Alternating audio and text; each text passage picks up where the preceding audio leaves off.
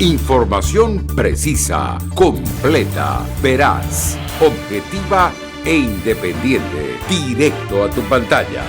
Voz de América en RCR 750.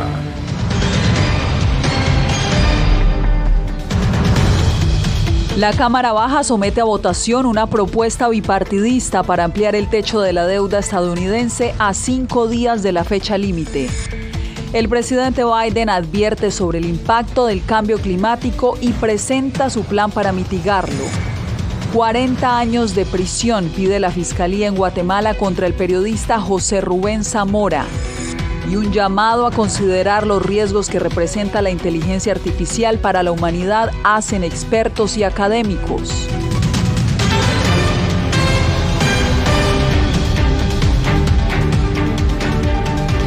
¿Qué tal? Desde Washington les doy la bienvenida al Mundo al Día. Soy Yasmín López. La Cámara de Representantes de Estados Unidos somete hoy a votación el acuerdo bipartidista que libraría al país de incumplir el pago de la deuda nacional. El voto ocurre mientras decenas de legisladores están aún indecisos. Jorge Agobián nos acompaña en vivo. Jorge, este proyecto de ley ya recibió el visto bueno de la Comisión de Reglas. ¿Qué podemos esperar hoy? Yasmín, ¿sí o no? Eso es lo que deberán responder los legisladores este miércoles. Claro que también pueden abstenerse, pero en realidad al menos 3 decenas de legisladores republicanos que son mayoría en esa Cámara, la Cámara de Representantes, ya han adelantado que votarán en contra de este proyecto de ley. Por su parte, el partido de gobierno, los demócratas, pues tendrán que votar sí o sí para que este proyecto obtenga el número de votos necesarios para ser aprobado. El presidente Joe Biden, de hecho, durante esta jornada decía que, y cito, si Dios quiere o Dios mediante, todo va como está planeado. Todo eso mientras el líder de los republicanos en la Cámara de Representantes y también el presidente del Congreso, Kevin McCarthy, decía esto.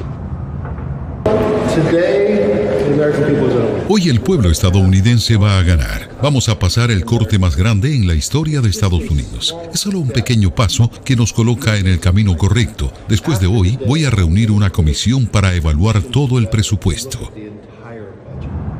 Destacable que durante esta jornada y este voto también se pondrá en evidencia el respaldo del Partido Republicano a su líder, Kevin McCarthy, a quien escuchábamos hace segundos. Pero, ¿cómo llegamos hasta aquí? La Casa Blanca y el liderazgo republicano estuvieron por meses debatiendo y negociando, por una parte, el presupuesto nacional y también el levantamiento del techo de la deuda. 2 cosas que están en ese proyecto que se somete a votación el día de hoy en la Cámara de Representantes.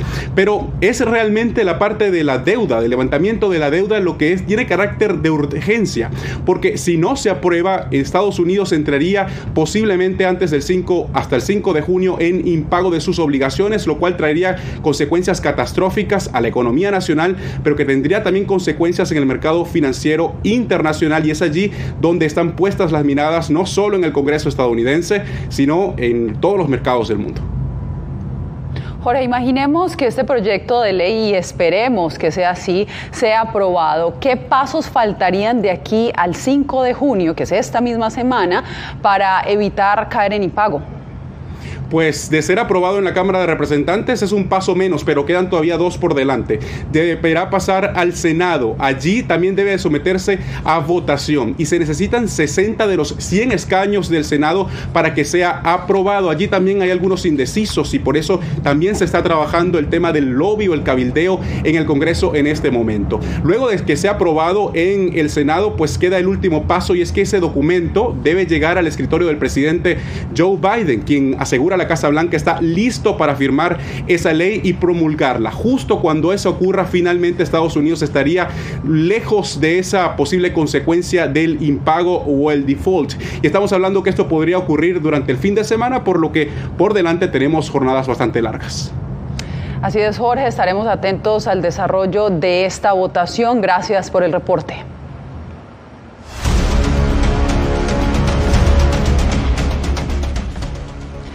En Nueva York, la falta de cocinas en los hoteles que se han convertido en albergues y la imposibilidad de comprar alimentos por su cuenta tienen acorralados a varios padres migrantes.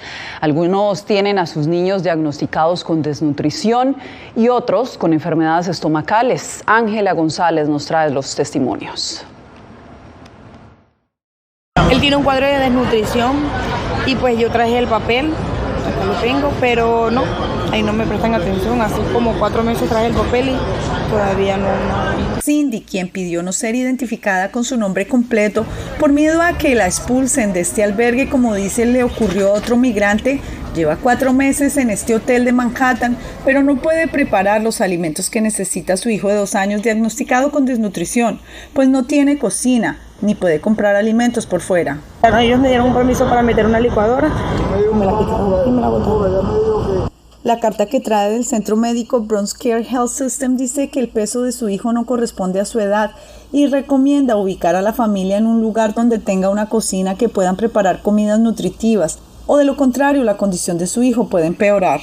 No, me dicen que tengo que seguir esperando, que no soy la única. Otra migrante, quien pidió ocultar su nombre real por temor a represalias, también se hospeda en este hotel y tomó estas fotos de unas salchichas en mal estado que, según ella, es lo que les sirven de comida. Bacteria en el estómago por la comida, mi hijo también tuvo parásitos en el estómago por la comida que están dando en el hotel. Y ya llevo 4 meses ya más o menos desde que entró la gerencia, esta gerencia entró con la bacteria. En su conferencia de prensa semanal, la vicealcaldesa de Recursos Humanos y de Salud, Ann Williams Isom, dijo que espera la descongestión de albergues para familias con niños, para proveerles con mejores condiciones durante los próximos meses. Ángela González, Voz de América, Nueva York. Menos salvadoreños han migrado hacia Estados Unidos en lo que va corrido del 2023. Raquel Herrera tiene el más reciente reporte de la Oficina de Aduanas y Protección Fronteriza de Estados Unidos. Las cifras de la Oficina de Aduanas y Protección Fronteriza estadounidense dan cuenta que entre el 1 de enero y el 30 de abril de 2023, 18.873 salvadoreños, es decir, un promedio de 157 por día, fueron detenidos intentando ingresar de forma irregular a Estados Unidos. La cifra es por mucho menor a los 29.714 que detuvieron en el mismo periodo de 2022. Hay 40% menos salvadoreños en este año que están yendo por vía irregular que en el año pasado. Entonces, creo que ya los salvadoreños están viendo más oportunidades aquí en casa. La respuesta a esta baja en la migración irregular podría encontrarse, dicen expertos, en la mejora de la seguridad pública y en el otorgamiento de miles de visas temporales durante los últimos años para trabajar en Estados Unidos. El Salvador es el líder en la región de las visas laborales y temporales. O sea, estamos hablando a estas alturas de 8,000 jóvenes trabajadores, migrantes temporales que se han ido, a comparación de Honduras, Guatemala y el mismo México, es considerable. Solo hasta marzo el gobierno de Estados Unidos otorgó a salvadoreños cerca de 3,000 visas temporales de trabajo en categoría H2B y H2A. Raquel Herrera, Voz de América, San Salvador. Pasamos a Guatemala, donde la Fiscalía pide 40 años de prisión para el periodista José Rubén Zamora. Vamos a Ciudad de Guatemala con Eugenia Sagastume, porque este proceso ha generado fuertes críticas por parte de defensores de derechos humanos y también de periodistas, que aseguran es un golpe a la libertad de prensa. Eugenia, gracias por acompañarnos hoy. ¿Cómo va el proceso? Así es, Yasmín. Lo que sigue ahora es justamente el veredicto final del Tribunal Octavo de Sentencia Penal, después de que la Fiscalía del Ministerio Público solicitara 40 años de prisión en contra del periodista José Rubén Zamora, después de 10 meses de estar en prisión. Las reacciones no se han hecho esperar a nivel nacional e internacional. El proceso que enfrenta el periodista y fundador del extinto diario El Periódico inició la fase de conclusiones, en la cual la Fiscalía solicitó 40 años de prisión en su contra, 20 de ellos por el delito de lavado de dinero, pues según la acusación, Zamora intentó ingresar al sistema bancario el equivalente a $37,000 de forma ilegal. La pena que solicita el Ministerio Público en relación al delito de lavado de dinero u otros activos es de 20 años de prisión. Además de 12 años por el delito de tráfico de influencias y 8 años por el delito de chantaje. Zamora asegura que si la sentencia se concreta de esa forma, buscará ayuda en una corte internacional. 40 años es mucho tiempo para ir a la Corte Interamericana a buscar tribunales internacionales donde me exoneren y recuperen mi libertad.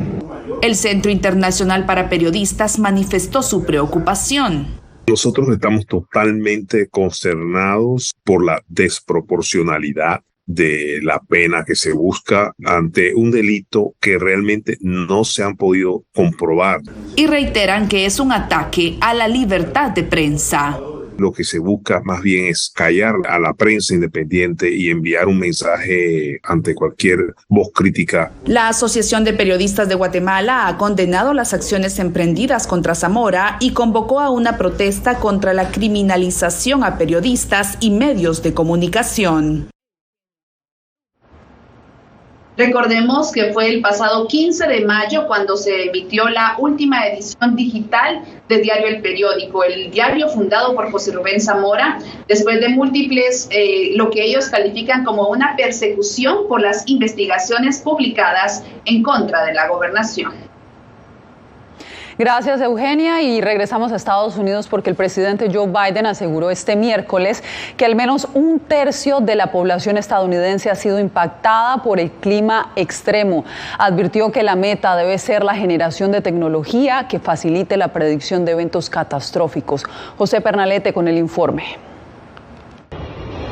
El cambio climático y sus condiciones extremas son puestas bajo la lupa en la Casa Blanca. Este miércoles el presidente Joe Biden dijo que el pasado 2022 los huracanes Ian, Fiona y Nicole, además de otros eventos climáticos, causaron más de $165 millones en pérdidas en todo el país. No obstante, destacó que el impacto se vio reducido ante la importancia de los modelos de vigilancia de agencias como la Oficina Nacional de Administración Oceánica y Atmosférica, el Servicio Nacional de Meteorología y el Centro Nacional de Huracanes. Pero hay más por hacer. El supertifón de la semana pasada puede haber causado estragos en Guam y las Islas Marianas del Norte, pero el ritmo de recuperación es un ejemplo de la importancia de invertir en nuestra infraestructura. Postes de cemento recientemente instalados mitigaron los daños causados por los vientos huracanados en los sistemas eléctricos y de comunicación de las islas.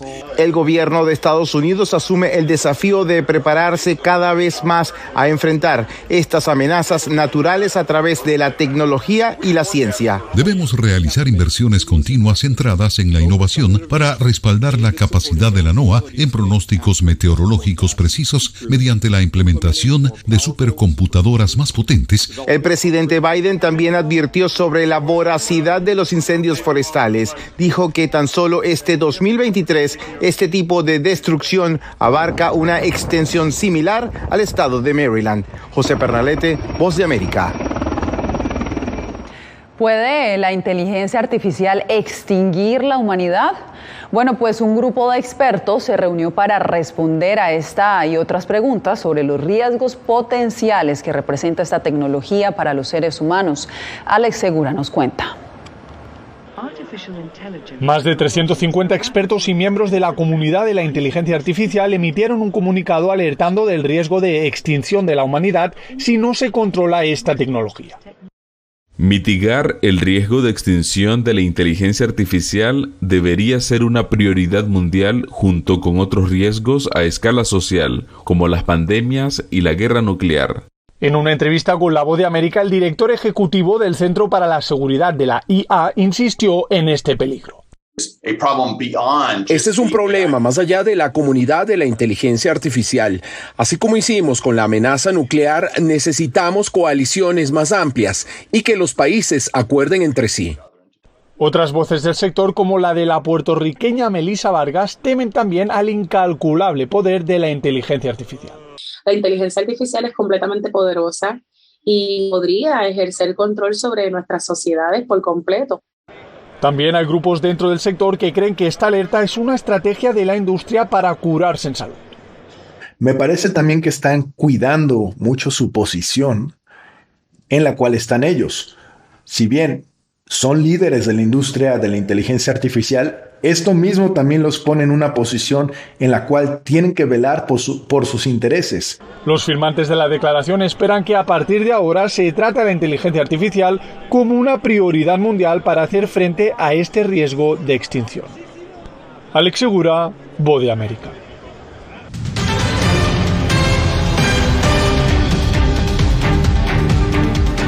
En Texas, defensores de derechos civiles critican una nueva ley que busca prohibir el uso de recursos públicos para promover la diversidad en universidades públicas de ese estado. Aseguran que amenaza a las comunidades minoritarias. Laura Sepúlveda tiene la información. Texas está a una firma para convertirse en el estado más grande del país en bloquear el uso de recursos públicos dedicados a la diversidad, equidad e inclusión. Estas oficinas hacen que universidades que no fueron hechas para las minorías sean más amigables con ellas y garantizan que los estudiantes de todos los orígenes, los códigos postales, los colores de piel puedan prosperar en el entorno universitario y graduarse. 52,000 personas de 123 países integran el estudiantado de la Universidad de Texas, según datos de 2022.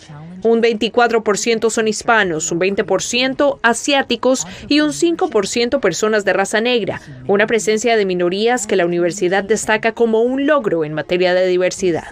También significa que esas universidades no pueden tener en cuenta la raza, la identidad de género ni nada por el estilo cuando están contratando para puestos en universidades y colegios públicos. Los promotores dicen que la medida privilegia el desempeño académico.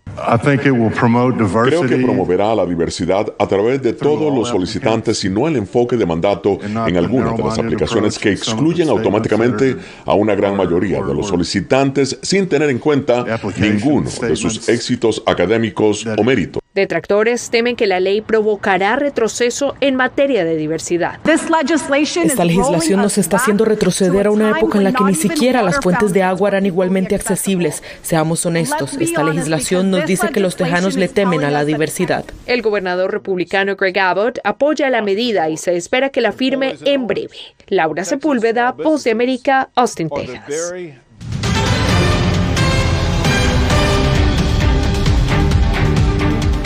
El gobierno de la capital colombiana puso en marcha un comando élite que busca combatir bandas transnacionales como el Tren de Aragua, originario de Venezuela. Jair Díaz tiene el reporte. En Bogotá no se dialoga con el crimen, en Bogotá se somete el crimen. Así le advirtió la alcaldesa Claudia López a las bandas delincuenciales que, según las autoridades, tienen azotada a Bogotá, entre ellas el Tren de Aragua, liderada por ciudadanos venezolanos. Van a estar dedicados a desarticular bandas de atracadores, bandas que cometen homicidio, bandas que cometen extorsión, bandas que cometen abuso, acoso o feminicidio o casos de feminicidio en nuestra ciudad. Ponerle mano dura a estas células delincuenciales es el objetivo de un recién creado comando élite. 175 hombres y mujeres, señora alcaldesa, se hacen presentes con sus capacidades, con su tecnología para fortalecer la seguridad. Aquí ninguno puede posar de retar la institucionalidad. Aquí ningún delincuente puede retar a ningún ciudadano y puede hacer por su propia mano menos justicia. A la banda transnacional El Tren de Aragua se le atribuye el asesinato de más de 20 personas que aparecieron desmembrados y embolsados durante 2022 en Bogotá. Un macrogrupo que permita unir las capacidades, pero sobre todo realizar la inteligencia en diferentes puntos del país es fundamental. Si bien gran parte de la estructura tiene migrantes, el comando élite contará con 4 equipos motorizados y 10 drones para reacción inmediata en toda la ciudad. Jair Díaz, Voz de América, Bogotá. Y de Colombia pasamos a México porque el crimen organizado estaría buscando influir en las elecciones de ese país a niveles sin precedentes. Esa es la advertencia de especialistas que se reunieron en la frontera para analizar la inseguridad que actualmente padece el vecino del sur. Vicente Calderón nos tiene la información. Analistas de seguridad y policías de varios países se reunieron en Tijuana. Su conclusión: México enfrenta un panorama desolador ante el avance del crimen organizado. Empezando a invadir el terreno político electoral y está empezando a intimidar y a, digamos, imponer candidatos. Eduardo Guerrero es experto en la materia con décadas de experiencia en instancias gubernamentales. Dice que el fenómeno no es totalmente nuevo, pero sí una amenaza creciente. Estamos perdiendo soberanía territorial frente al crimen. Estamos teniendo claramente un problema estructural de colusión de la autoridad pública con el crimen, y luego tenemos ya el crimen aspirando a escoger a nuestros candidatos a elección popular. La violencia creció en las últimas votaciones con intimidación de candidatos y destrucción de urnas. Es un horror que la gente haga esto. Alberto Capella preside una organización civil y antes fue secretario de Seguridad en Tijuana y en 2 estados de la República. Es una participación inédita del crimen organizado en campañas electorales. El presidente López Obrador insiste en que su política de seguridad apoyada en las Fuerzas Armadas funciona. Vamos a seguir nosotros con nuestra estrategia. Los analistas reconocieron que hay entidades con éxitos ante la delincuencia, pero son la excepción. Estamos en un problema de tal magnitud que no vamos a poder salir solos. Necesitamos necesariamente la colaboración, sobre todo de Estados Unidos. Vicente Calderón, Voz de América, Tijuana.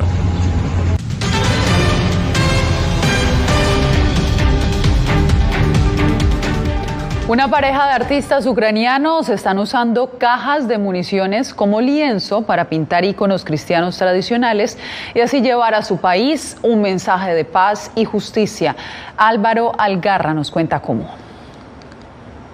17 cajas de municiones han sido escenario de combates reales en el frente de Ucrania y estuvieron en la ciudad de Nueva York como parte de una exhibición llamada Íconos en cajas de municiones. Los ucranianos Oleksandr Klimenko y Sonia Atlantova crearon estas piezas. Klimenko comenzó a trabajar en el proyecto en 2014, el mismo año en que Rusia anexó Crimea.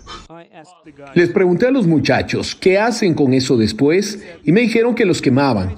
Pero vi la tapa de la caja y me asombró lo mucho que se parecía a un tablero clásico usado para pintar íconos. La iglesia de San Ignacio de Loyola acogió la exposición.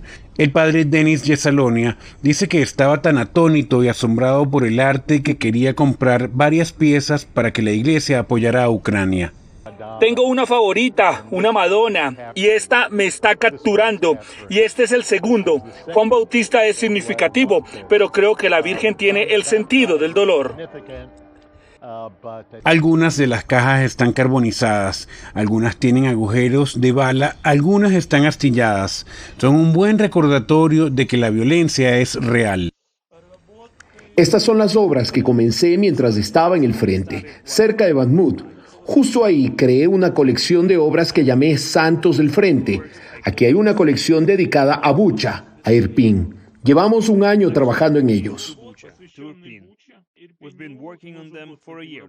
El objetivo de la exposición no era solo presentar los íconos a los neoyorquinos, sino también vender algunos de ellos para recaudar fondos para el Hospital de Voluntarios en Ucrania.